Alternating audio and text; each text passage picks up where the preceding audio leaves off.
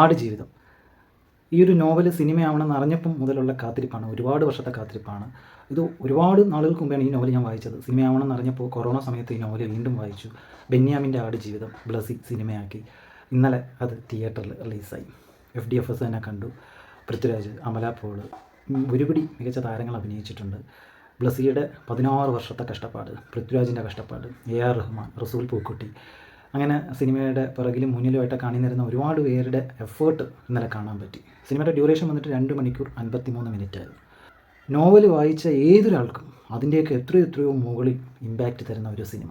ബ്ലസി അവസാനം ചെയ്ത സിനിമ കളിമണ്ണാണ്. അതിനുശേഷം ഒരുപാട് നാളുകൾക്ക് ശേഷമാണ് ഇപ്പോൾ ആടുജീവിതമായിട്ട് വന്നിരിക്കുന്നത്.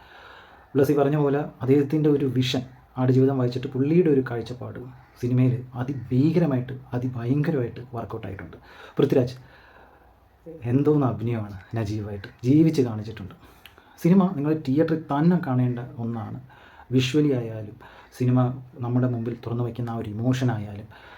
സത്യം പറഞ്ഞാൽ നജീബ് എന്ന് പറഞ്ഞ ആൾ ഗൾഫിൽ ജോലിക്ക് പോയിട്ട് അവിടെ അദ്ദേഹം അനുഭവിച്ച കൊടും ക്രൂരതകൾ എന്ന് തന്നെ പറയാം, പീഡനങ്ങൾ, അത് കാഴ്ചയായിട്ട്, സിനിമ കാഴ്ചയായിട്ട് നമ്മുടെ മുമ്പിൽ ഈ പറഞ്ഞ 2.25 മണിക്കൂറിന് മുകളിൽ വരുമ്പോൾ അത് നമ്മളെ കൊണ്ടുപോകുന്ന ഒരു ഇമോഷണൽ ബ്രേക്കേജ് അല്ലെങ്കിൽ ബോണ്ടിങ് എന്നൊക്കെ പറയും.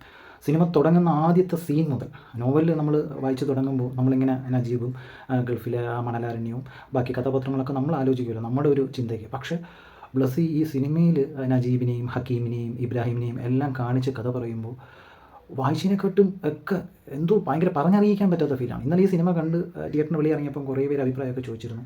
സത്യം പറഞ്ഞാൽ എനിക്കത് എൻ്റെ ഫുൾ ഫ്ലോയിൽ പോലും പറയാൻ സാധിച്ചില്ല. അത്രയ്ക്ക് ഇപ്പോഴും ഈ സിനിമയുടെ ഹാങ് ഓവർ ഉണ്ട്. ഇപ്പോൾ ഈ റിവ്യൂ ഞാൻ ചെയ്യുമ്പോഴും എനിക്ക് ഹാങ് ഓവർ ഉണ്ട്. ഇന്നലെ തന്നെ റിവ്യൂ ചെയ്യണമെന്ന് വിചാരിച്ചാണ്, പക്ഷേ എന്നെക്കൊണ്ട് സാധിച്ചില്ല. കാരണം ഒരു വിങ്ങൽ, ഒരു മനുഷ്യൻ അനുഭവിച്ച കഷ്ടപ്പാട് അത് സ്ക്രീനിൽ ഇത്രയും മികവോടുകൂടി കാണാൻ പറ്റിയപ്പോൾ ഒരു വിങ്ങൽ. സിനിമയിലുള്ളൊരു പാട്ടാണ് പെരിയോനെ എന്ന് പറഞ്ഞ AR റഹ്മാൻ്റെ സോങ്. സിനിമ കണ്ടു കഴിഞ്ഞും നജീബും പെരിയോനെയും ഭയങ്കരമായിട്ട് ട്രാവൽ ചെയ്യും. ഈ വർഷം മലയാള സിനിമ കിടിലം ഫോമിലാണ്. അതിൻ്റെ ഏറ്റവും ടോപ്പിൽ കൊണ്ട് വയ്ക്കാൻ പറ്റും ആടുജീവിതം എന്ന് പറഞ്ഞ സിനിമ.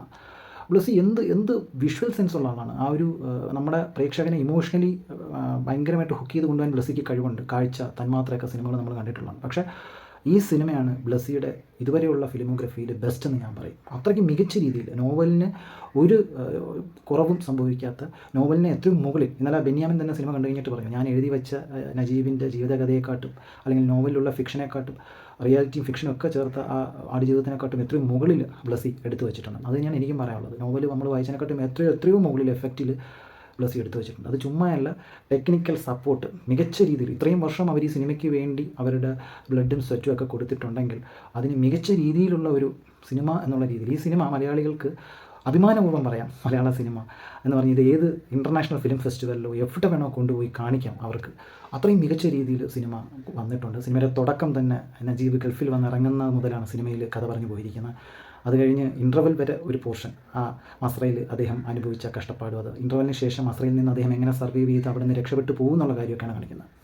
പൃഥ്വിരാജ് നജീബ് ഈ റോൾ അദ്ദേഹത്തിൻ്റെ ഫിലിമോഗ്രഫിയിൽ ലൈഫ് ടൈം ബെസ്റ്റ് റോൾ എന്ന് തന്നെ പറയാം. ഇനി ഇതിന് ശേഷം ഇതിൻ്റെ മുകളിൽ ഒരു റോൾ അദ്ദേഹം ചെയ്യുമെന്ന് എനിക്കറിയില്ല. കാരണം ഈ സിനിമയ്ക്ക് വേണ്ടി അദ്ദേഹത്തിൻ്റെ ശരീരം അങ്ങ് പണയം വെച്ചിട്ടുണ്ട്. അതിനുള്ളൊരു സീൻ സിനിമയിൽ കാണാൻ പറ്റും, ഉടുപ്പൂരിയിട്ടുള്ളൊരു സീൻ.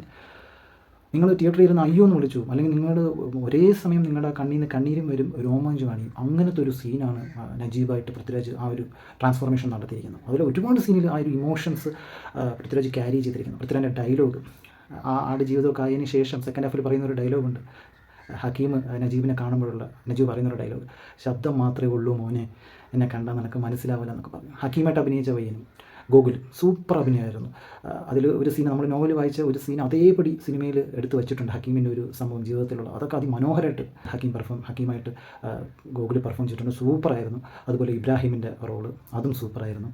അമല പോൾ നജീബിൻ്റെ ഭാര്യയായിട്ട് അഭിനയിച്ച അതിമനോഹരമായിരുന്നു. അവരുടെ കെമിസ്ട്രി, പ്രണയരംഗങ്ങൾ സിനിമയിൽ എടുത്തു വെച്ചു. സൂപ്പർ സീൻസാണ് അതൊക്കെ. ഭയങ്കര വിഷ്വലി അത് നമ്മളെ ഭയങ്കരമായിട്ട് ഹോൾഡ് ചെയ്യും. ആ ഒരു റൊമാൻറ്റിക് നമുക്ക് കിട്ടും. അതുപോലെ ഇമോഷണൽ സീൻസ് ആയാലും ഒരുപാട് സീൻസ് ഉണ്ട്. പിന്നെ നോവലിലുള്ള കുറേ സംഭവങ്ങൾ സിനിമയിലില്ല. സിനിമയിൽ എക്സ്ട്രാ ആയിട്ട് ചില കാര്യങ്ങളൊക്കെ അവർ ആഡ് ചെയ്തിട്ടുണ്ട്. വേണമെങ്കിൽ മസ്രയ്ക്കകത്ത് ആടുകളായിട്ടുള്ള നജീബിൻ്റെ കുറേ ഇടപെടലുകളൊക്കെ ഉണ്ട്. അല്ലെങ്കിൽ ആടുകളെയൊക്കെ ഓരോരോ പേരുകളൊക്കെ ഇട്ട് വിളിക്കുന്ന അതൊന്നും സിനിമയിൽ അങ്ങനെ കാണിച്ചിട്ടൊന്നുമില്ല. പക്ഷേ സിനിമയിൽ അതല്ലാതെ വേറെ കുറച്ച് കാര്യങ്ങൾ ആഡ് ഓൺ ചെയ്തിട്ടുണ്ട്. അതൊക്കെ നല്ല രീതിയിൽ വന്നിട്ടുണ്ട്. സിനിമ ആകുമ്പോൾ ഞാൻ പറഞ്ഞില്ല, ഭയങ്കര ഒരു ഇമോഷണൽ ജേണിയാണ്. ആ ഒരു ഇമോഷണൽ ജേണിക്ക് ഭയങ്കരമായിട്ട് സപ്പോർട്ടാണ് AR റഹ്മാൻ്റെ പാട്ട്, BGM. പെരിയോനെയൊക്കെ വളരെ വളരെ ചെറിയ രീതിയിലാണ് അതിൻ്റെ BGM ഇതൊക്കെ വരുന്നത്. ഫുൾ പാട്ട് സിനിമയുടെ എൻ ക്രെഡിറ്റ്സിലാണ് വരുന്നത്. പക്ഷേ ആ ഒരു BGM എന്താ പറയുക, അഡ്വഞ്ചർ സർവൈവൽ എന്ന് പറയുന്നത് അതിന് ഉതകുന്ന രീതിയിലുള്ളൊരു BGM ഉണ്ട്. സെക്കൻഡ് ഹാഫിലൊക്കെ ഒരുപാട് മണലാരണ്യത്തിലുള്ള കുറേ സീൻസിലൊക്കെ ആ ഒരു BGM കിടിലമായിട്ടുണ്ട്. പൃഥ്വിരാജ് നടന്നു പോകുന്നുള്ളൊരു സീനുണ്ട്, അതായത് ഈ മസ്രിയിൽ നിന്ന് രക്ഷപ്പെടാൻ തനിക്ക് പറ്റുമെന്നുള്ളൊരു ചിന്തയിൽ അവിടെയൊക്കെ AR റഹ്മാൻ കാഴ്ചവെച്ച BGM, അതുപോലെ ക്ലൈമാക്സിൽ, അതുപോലെ സിനിമയുടെ ഏറ്റവും അവസാനത്തെ എൻഡ് പോർഷനിൽ കുറേ സാധനം AR റഹ്മാൻ ഇരിക്കുന്ന ഒരുപാട് നാളിന് ശേഷം അദ്ദേഹത്തിലെ ആ ഒരു ഗോഡ് പെർഫോമർ ഈ സിനിമയിൽ തിരിച്ചു വന്നിട്ടുണ്ട്. ആടുജീവിതം എന്തുകൊണ്ട് നമുക്ക് അഭിമാനിക്കാം? കാരണം സംവിധാന മികവിൽ ഒരു കുറവ് പോലും ഞാൻ നോക്കിയിട്ട് ഒന്നും പറയാൻ പറ്റിയിട്ടില്ല. കാരണം സിനിമയുടെ പേസിംഗ് ആയാലും ഒരു നിമിഷം പോലും ബോറടിച്ചിട്ടില്ല. അത്രയും എൻഗേജ് ആയിട്ട് ആ ഒരു നജീബിൻ്റെ ലോകത്തിലോട്ട് നമ്മളെ കൊണ്ടുപോയി. സിനിമയിൽ ആ ഒരു മനുഷ്യൻ അനുഭവിക്കുന്ന യാതനകളും ഒക്കെ നമുക്കൊരു മനസ്സിൽ നിന്നും കണ്ണിൽ നിന്നും ഒക്കെ ഒരു കണ്ണുനീർ വാർക്കാതെ നമുക്ക് ഈ സിനിമ കണ്ടിറങ്ങാൻ പറ്റില്ല. അത്രയ്ക്ക് ടച്ചിങ് ആണ് സിനിമ. ആടുജീവിതം നമ്മൾ ഫീൽ ചെയ്യും.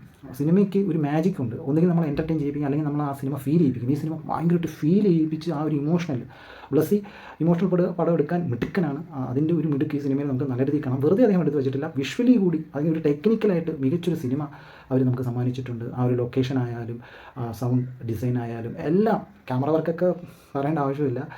സൂപ്പറായിട്ട് സുനിലിൻ്റെ ക്യാമറ വർക്ക്, ഫ്രെയിംസൊക്കെ നമുക്ക് ഫ്രെയിംസ് ശ്രദ്ധിക്കാൻ പറ്റില്ല, കാരണം നമ്മൾ ഇമോഷണൽ ആയിപ്പോൾ. പക്ഷേ ഫ്രെയിംസ് ആ ഒരു മരുഭൂമിയുടെയൊക്കെ ആ ഒരു ലാർജ് ക്യാൻവാസ്, ഒറിജിനൽ ലൊക്കേഷൻ ഭയങ്കരമായിട്ട് അതിനെ ഷൂട്ട് ചെയ്തിട്ടുണ്ട്. ജോർദാനിലൊക്കെ ഷൂട്ട് ചെയ്തതൊക്കെ ഭയങ്കര ആപ്റ്റായിരുന്നു സിനിമയ്ക്ക്.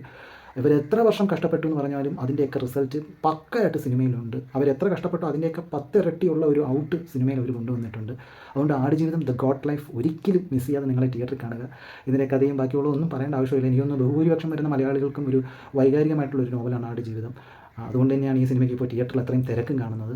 തിയേറ്ററിൽ തന്നെ കണ്ടാസ്വദിക്കേണ്ട ഒരു സിനിമയാണ് ജം ഓഫ് എ മലയാളം മൂവി. കാരണം മലയാള സിനിമ കിടിലം ഫോമിലാണ് 2024. അതിൻ്റെ തുടർച്ചയെന്നോണം ആടുജീവിതം ഒരുപാട് ഖ്യാതികൾ മലയാള സിനിമയ്ക്ക് വീണ്ടും കൊണ്ടുവരും. ഇതൊക്കെ എനിക്ക് ഈ സിനിമയെക്കുറിച്ച് പറയാനുള്ളൂ. നിങ്ങൾ കണ്ടിട്ടില്ലെങ്കിൽ തിയേറ്ററിൽ തന്നെ കാണാൻ ശ്രമിക്കുക.